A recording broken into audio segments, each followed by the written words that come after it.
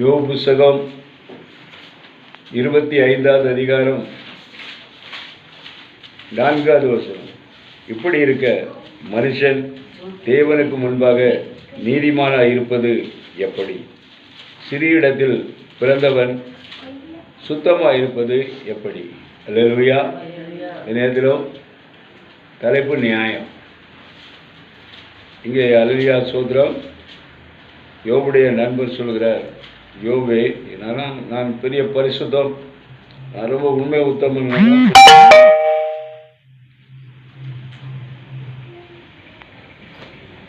மனுஷன் தேவனுக்கு முன்பாக நீதிமானாய் இருப்பது எப்படி?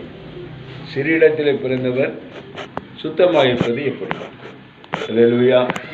நீ சிறு இடத்திலே பிறந்தவர், எப்படி சுத்தமாக இருக்க முடியும்? நீ எப்படி சுத்தமாக பிறக்க முடியும்? அதனால புழுவாக இருக்கிற மனிதனும் பூச்சியாக இருக்கிற மனுபுத்திரனும் ஏமாத்திரம் என்றான். அல்லேலூயா. பாருங்க தேவனுடைய பிள்ளைகளே, இந்த யோபு தன்னுடைய சுய சரித்திரத்தெல்லாம் சொல்றார். உண்மைதான், யோபு ஒரு உண்மை உள்ள மனுஷன். ஆண்டவரே யோபை பற்றி சாட்சி சொல்லியிருக்கார், அவன் உண்மை உள்ளவன், உத்தமன் என்று. அல்லேலூயா, அல்லேலூயா. உண்மையாகவே எவ்வளவோ பலகீனப்பட்டார், சோர்வடைந்தார். அந்த நேரத்தில் கூட அவர் தேவனை மறுதலிக்கவில்லை. எவ்வளவோ சுத்திகரிப்புகள் நண்பர்களால் சுத்திகரிக்கப்பட்டார். உதடு மட்டும்தான் மூட முடியும், எல்லாமே காயங்கள். அப்படிப்பட்ட நேரத்தில் கூட அவர் தேவனை நிந்திக்கவில்லை. அவருடைய மனைவி கூட நிந்தித்து உயிரை விடும் அப்படியெல்லாம் சொன்னாங்க. ஆனால் யோபு சொன்னார், ஆண்டவர் எவ்வளவோ நன்மை செய்தார். நன்மை செய்த நேரத்திலெல்லாம் அனுபவிச்சல்லவா? அல்லேலூயா. அதனால் தேவனுடைய பிள்ளைகளை, யோபை போல நம்ம மாறாவிட்டாலும் பரிசுத்தம் நமக்கு அவசியம். இந்த நாட்களில் ஆண்டவர் வரும்போது பரிசுத்தம்தான், எல்லா இடத்துலையும் பரிசுத்தம்தான். அல்லேலூயா. அதனால் ஆண்டவர்கிட்ட கேட்கணும், பரிசுத்தமாக நம்ம ஜீவிக்க முடியாவிட்டால் கூட ஆண்டவரே நம்ம பரிசுத்தமாக ஜீவிக்கணும், அதுக்கு எனக்கு பலத்தை தாரும், அதுக்கு எனக்கு எல்லா வித ஞானத்தை தாருங்க ஆண்டவரே. கேட்கும்போது ஆண்டவர் என்ன செய்வார்? நல்ல பரிசுத்தத்தை தருவார். அல்லேலூயா. அதே போல் யோவான் 5வது அதிகாரம், யோவான் 5வது அதிகாரம்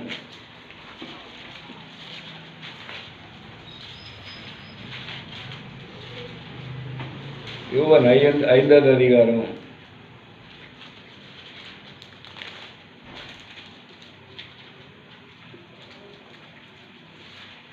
30வது வசனம்.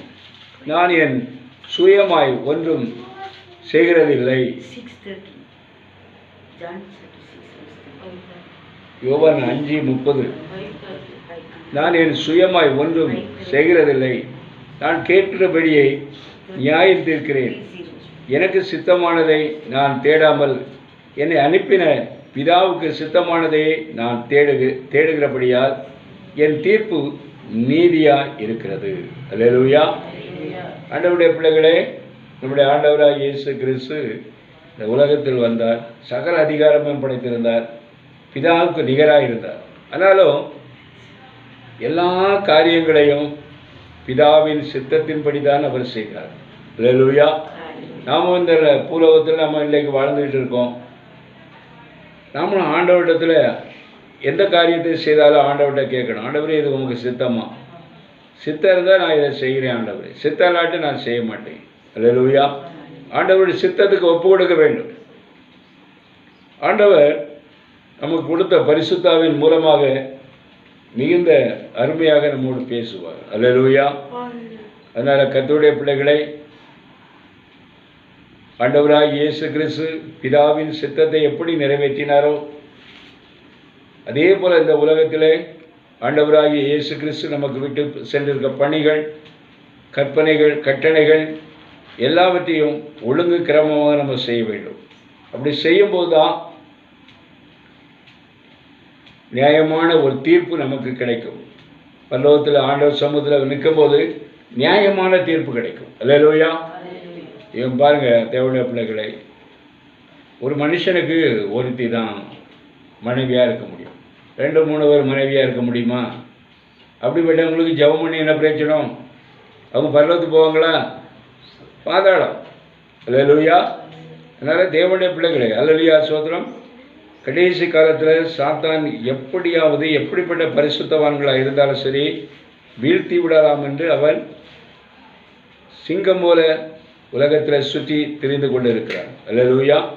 அதனால் கர்த்தருடைய பிள்ளைகள் யாராக இருந்தாலும் சரி, வயதானவர்களாக இருந்தாலும் சரி, சிறியவர்களாக இருந்தாலும் சரி, பெரியவர்களாக இருந்தாலும் சரி, அல்லேலூயா, கர்த்தர் சித்தத்துக்கு நம்மை ஒப்பு கொடுத்து ரைட் பர்சனாக நம்ம வாழ வேண்டும்.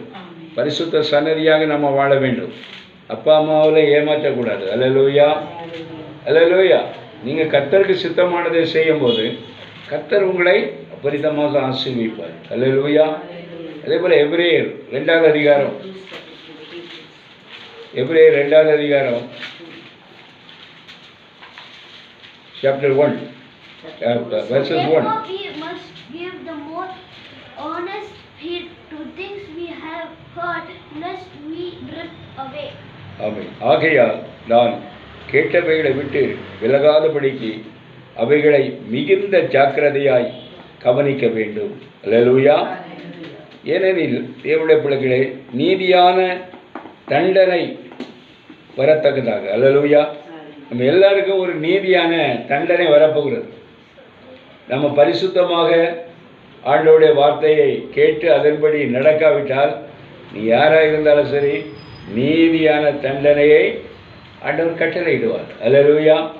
நியாயமான தண்டனையை ஆண்டவர் கட்டளையிடுவார். ஆகையால் நான் கேட்டவைகளை விட்டு விலகாதபடி. அல்லேலூயா. சத்தியத்தில் நம்ம எல்லா ஆசீர்வாதங்களையும் நம்ம பார்க்குறோம், அநேக கற்பனைகளையும் நம்ம கேட்டிருக்கோம். அல்லேலூயா. அவைகளின்படி நம்ம நடக்க வேண்டும். அவைகளை மிகுந்த ஜாக்கிரதையாக கவனிக்க வேண்டும். அல்லேலூயா. ஆண்டவருடைய வசனங்களை கூட ஏனோ தானோ என்று வாசிக்கவும் கூடாது, ஏனோ தானோ என்று அதன் பிறகு நடக்கவும் கூடாது. நடக்க வேண்டுமே, செபத்துக்கு வர வேண்டுமே என்று வரக்கூடாது. அல்லேலூயா. நான் போவேன், ஆண்டவர் என்னை ஆசீர்வதிப்பார், அபிஷேகிப்பார், என் வாழ்க்கையில் ஒரு பெரிய காரியத்தை செய்வார், நல்ல வேலையை தருவார் என்ற விசுவாசத்தோடு நம்ம வர வேண்டும். அல்லேலூயா. அப்படி வரும்போது நிச்சயமாக தேவன் பெரிய காரியத்தை செய்வார். அல்லேலூயா. அதே போல 1 பேதுரு 1 பீட்டர், அல்லேலூயா, நமக்கு ஸ்தோத்திரம். 1 பீட்டர் chapter 3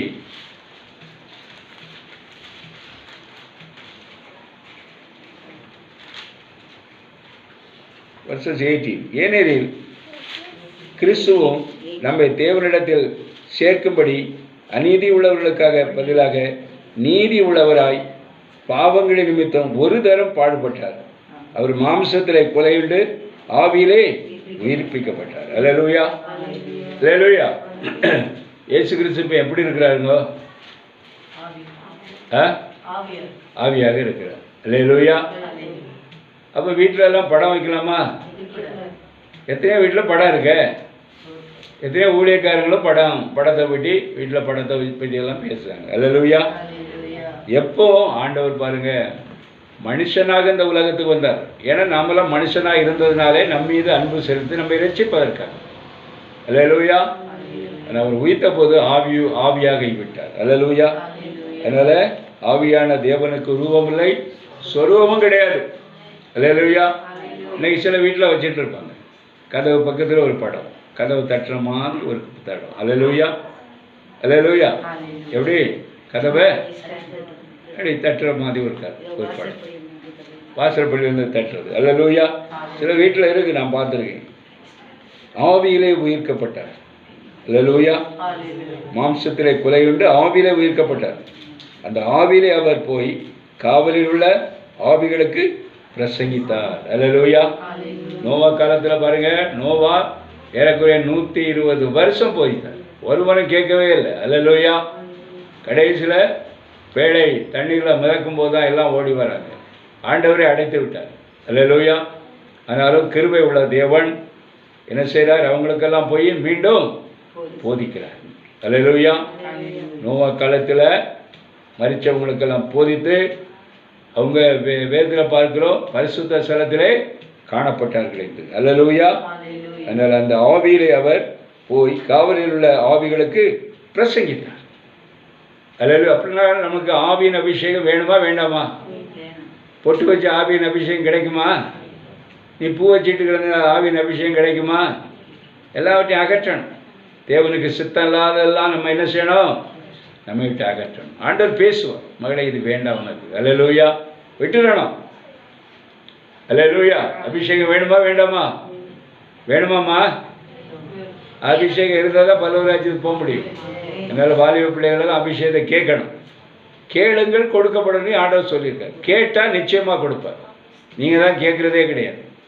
ஏன்னா அபிஷேகம் வந்துட்டால் சினிமா பார்க்க இயலாத. அல்லேலூயா.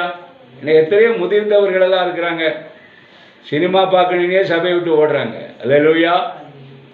அவங்களுக்கெல்லாம் பல்லவராஜ்யம் கிடைக்குமா? நிச்சயமாக கிடைக்கவே கிடைக்காது. அல்லேலூயா. ஆவியான தேவனுக்கு ரூபம் ஒன்றும் இல்லையே, ரூபம் இல்லையா, ரூபம் ஒன்றும் இல்லையே.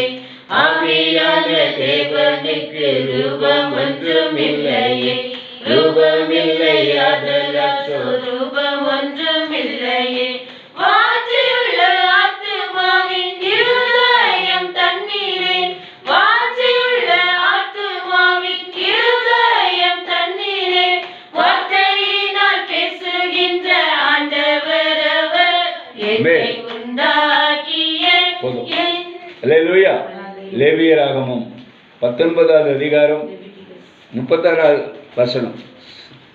சுமுத்திரையான தராசும் சுமுத்திரையான நிறைவுக்கல்லும் சுமுத்திரையான மரக்காலும் சுமுத்திரையான படியும் உங்களுக்கு இருக்க வேண்டும். நான் உங்களை எகிப்து தேசத்திலிருந்து புறப்பட பண்ணின உங்கள் தேவனாகிய கர்த்தர். அல்லேலூயா. அப்படின்னா எப்படி இருக்கணும்? சுமுத்திரையான கல். அல்லேலூயா. தராசு எப்படி சுமுத்திரையான தராசு எப்படி இருக்கணுமோ அதே போல் நம்ம இருக்கணும். சுமுத்திரையான நிறைவு கல். சில கல்லெல்லாம் வைப்பான், 3/4 கேஜி தான் இருக்கும், ஆனால் 1 கேஜி மாதிரி அங்கே காமிப்பான். அல்லேலூயா. சுமுத்திரையான மரக்கால். மரக்காலம் அப்படிதான், படி 3/4 படி தான் இருக்கும், 1 படின்னு போட்டிருப்பான். அல்லேலூயா. சுமுத்திரையான படி உங்களுக்கு இருக்க வேண்டும். அதே போல தான் நாமள எப்படி இருக்கணும்? சுமுத்திரையான பரிசுத்தம் உள்ளவர்களாக காணப்பட வேண்டும். அல்லேலூயா. ஆகையால் என்னுடைய கட்டளைகள் யாவையும் என்னுடைய நியாயங்கள் யாவையும் கைக்கொண்டு அவைகளின்படி நடக்க கடவீர்கள், நான் கர்த்தர் என்று சொல் என்றார். அல்லேலூயா. அல்லேலூயா. அதனால் கர்த்தருடைய பிள்ளைகளே, சுமுத்திரையான தராசு போல நம்ம இருக்கணும். அல்லேலூயா. அல்லேலூயா. நம்ம பரிசுத்தம் அப்படிப்பட்ட ஒரு பரிசுத்தமாக இருக்க வேண்டும். சங்கீதம் 17 verses 1. Hear a just cause of fraud, attend to my cry, give ear to my prayer, that is not from these full lips. ஆமென். கர்த்தாவே, நியாயத்தை கேட்டருளும், என் கூப்பிடுதலை கவனியும், கபடமில்லாத உதடிலிருந்து பிறக்கும் என் விண்ணப்பத்திற்கு செவி கொடும். அல்லேலூயா. தாவீதுங்க சொல்கிறாரு, கர்த்தாவே நியாயத்தை கேட்டாலும். தாவீது பாருங்க, பாவியாக தான் இருந்தார். ஆனால் அவரிடத்தில் இருந்த ஒரு குணம் என்னன்னா, தீர்க்கதரிசி மூலமாக எப்போது அவர் எச்சரிக்கப்படுகிறார், உடனே ஆண்டவர் சமூகத்தில் விழுந்து எல்லாவற்றையும் ஒப்பு கொடுப்பார். அல்லேலூயா. உம்முடைய சத்தியத்திலிருந்து என் நியாயம் வெளிப்படுவதாக, உம்முடைய கண்கள் நியாயமானவர்களை நோக்குவதாக. நீர் என் இதயத்தை பரிசோதித்து ராக்காலத்தில் அதை விசாரித்து என்னை புடமிட்டு பார்த்தும் ஒன்றும் காணாதிருக்கிறீர். என் வாய் மீறாதபடி தீர்மானம் பண்ணினேன். அல்லேலூயா. இன்னைக்கு அநேகர் வாயை ஒப்பு கொடுக்கணும். ஒரு சண்டை வந்துட்டா போதும், பயங்கரமாக பேசுவாங்க. அல்லேலூயா. எங்கெங்கே இருக்குமோ அவங்கள போல பேசவே உங்களுக்கு யாருக்கும் தெரியாது. அல்லேலூயா. வாயெல்லாம் அந்நிய பாசை பேசுகிற வாயில் வீண் வார்த்தை, கோள் சொல்கிறது, குறை சொல்கிறது, இதெல்லாம் இருக்கவே கூடாது. அல்லேலூயா. அல்லேலூயா. அந்நிய பாசை பேசுகிற வாய் ரொம்ப அடக்கம் ஒடுக்கமாக இருந்தாலே ஆசீர்வாதம் வந்துட்டுன்னு அர்த்தம். ஆசீர்வாதத்துக்கு தடையே வாய் தான், பேச்சு, மிதமிஞ்சிய பேச்சுகள். அல்லேலூயா. கிடைச்ச லூக்காவை பார்க்கும்போது லூக்கா 23 லூக்கா 23 41வது வசனம். And we indeed justly receive the due reward of our deeds, but this man had done nothing amiss. ஆமென். நாமோ நியாயத்தின்படி தண்டிக்கப்படுகிறோம். நாம் நடப்பித்தவைகளுக்கு தக்க தண்டனை அடைகிறோம். இவரோ தகாத ஒன்றையும் நடப்பிக்கவில்லையே என்று அவனை கடிந்து கொண்டு. அல்லேலூயா. ஆண்டவரோடு சிலுவையில் 2 கள்ளர்களும் தொங்குகிறார்கள். ஒருத்தர் திட்டுறான், இடது பக்கம் உள்ளவே ஆண்டவரை திட்டுறான். அல்லேலூயா. இவர் ஆண்டவராக இருந்தால் நம்ம எல்லாம் இந்த சிலுவையிலிருந்து நம்மை காப்பாற்றட்டும் அப்படின்னு. அப்போது தான் வலது பக்கம் உள்ளவை சொல்கிறான், நானும் நீயும் தவறு செய்தோம், தவறுக்கு தண்டனை அடைஞ்சிக்கிட்டு இருக்கோம். ஆனால் இவரோ ஒரு பாவமும் செய்யாதவர். அல்லேலூயா. இயேசுவை நோக்கி, ஆண்டவரே நீர் உம்முடைய ராஜ்யத்தில் வரும்போது அடியனையும் நினைத்தருளும் என்றான். இயேசு அவனை நோக்கி, இன்றைக்கு நீ என்னுடனே பரதேசில் இருப்பாய் என்று மெய்யாக உனக்கு சொல்லுகிறேன் என்றார். அல்லேலூயா. அதனால் தேவனுடைய பிள்ளைகளே, இங்கே நம்ம பார்க்கும்போது தேவனுடைய பிள்ளைகளே, அல்லேலூயா சோத்திரம், கடைசி நிமிஷத்தில் அது நம்ம மனம் திரும்பணும். அல்லேலூயா. இந்த கள்ளன் பாருங்க, கடைசி நிமிஷத்தில் மனம் திரும்புகிறான். அல்லேலூயா. அதனால் கிருபையின் நாட்களாக எதிர்ப்பதனால எப்போ உயிர் போகும், எப்போ உயிரை எடுக்கிறானே தெரியாது. உனக்கு கிருபை கொடுத்துக்கிட்டே இருப்பார். அதனால் நல்ல போராட்டத்தை நீ போராடி கொண்டு இருக்கும்போதே, நல்ல ஒரு கிறிஸ்துவ வாழ்க்கையை வாழ்ந்து கொண்டு இருக்கும்போதே, ஆண்டவருக்கு விரோதமாக என்ன பாவம் செய்தாலும் ஆண்டவருக்கு நம்ம முழுமையாக ஒப்பு கொடுக்க வேண்டும். அல்லேலூயா. ஒப்பு கொடுத்து ஒரு பரிசுத்தமான ஜீவியம் நம்ம ஜீவிக்க வேண்டும். கண்களை மூடுவோம். உலபா ஷம்பலபா ரீகோ சீக்கரபா ரீகோ சீக்கம். எங்களை அதிகமாக நேசிக்க அன்பின் பரலோக பிதாவே, இந்த அருமையான காத்திருப்பு கொண்டதுக்காக சோத்திரம், கொடுத்த வசனத்துக்காக சோத்திரம். புதிய எருசலேம் ஜெபவிட்டார் அனைவரையும் ஆசீர்வதிங்க. எந்த கொள்ளை நோய்களோ பொல்லாத ஆவிகளோ சத்துருகளோ அணுகாதபடி பிள்ளைகளை பாதுகாத்துக் கொள்ளுங்க. இரத்தத்துக்குள்ளே மூடி மறைத்துக் கொள்ளுங்க. நாளை நடக்கும் உபவாச கூட்டத்தையும் ஆசீர்வதிங்க. இயேசுவின் என்ப நாமத்தில் ஜெபிக்கிறோம் ஜீவன் உள்ள நல்ல பிதாவே. என் ஆத்துமாவே கர்த்தரை ஸ்தோத்திரி, என் முழுவதுமே பரிசுத்த நாமத்தை ஸ்தோத்திரி. என் ஆத்துமாவே கர்த்தரை ஸ்தோத்திரி. கர்த்தர் செய்த சகல நன்மையும் என்றென்றைக்கும் மறவாதே. ஆமென். நம்முடைய கர்த்தராகிய இயேசு கிறிஸ்துவின் கிருபையும் தேவனுடைய அன்பும் பரிசுத்த ஆவியானுடைய ஐக்கியம் உங்கள் அனைவரோடும் சகல பரிசுத்தவான்களோடும் நம்முடைய ஆண்டவராகிய இயேசு கிறிஸ்து வருகை புரிந்திருப்பதாக. அல்லேலூயா. கர்த்தர் உங்கள் அனைவரையும் ஆசீர்வதிப்பார். Praise the lord, praise the lord, praise the lord, praise the lord. லாபா ஷேகரமானி